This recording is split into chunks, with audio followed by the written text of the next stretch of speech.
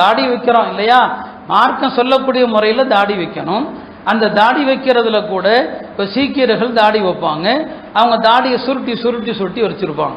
நபி ஸல்லல்லாஹு அலைஹி வஸல்லம் சொன்னாங்க, என்னுடைய உம்மத்தில் யார் இப்படி தாடியை முடிச்சு போட்டு கொள்கிறார்களோ அவர்களை விட்டும் இந்த முஹம்மத் முற்றிலுமாக பொறுப்பு நீங்கியவன் சொல்லிட்டான்.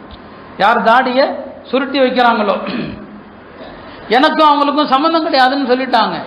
அப்போ அந்த மாதிரி என்னங்க, நீங்கள் தாடி வைக்கிறதாக இருந்தால் கூட அந்த தாடி எப்படி வைக்கணும், மார்க்கம் சொல்கிற முறையில் வைக்கணும். பாருங்கள், பல பேர் தாடியில் கூட நடிகர்கள் மாதிரி தாடி வைக்கிறது, விளையாட்டு வீரர்கள் மாதிரி தாடி வைக்கிறது.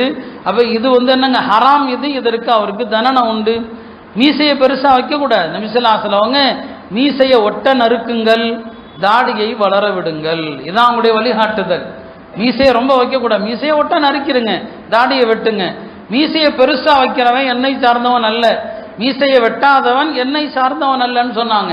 இப்போ மீசை சாப்பிடும்போது கீழே அந்த உதட்டில் படுற அளவுக்கு, உணவுல நனைகிற அளவுக்கு தாடினங்க மீசை முடிய வளர்ப்பது இருக்கிறது, அது ஜாயிஸ் இல்லை, அது ஹராம். அது அதனால மீசையை கத்தரிக்குமாறு என்ன செஞ்சாங்க, உத்தரவிட்டாங்க.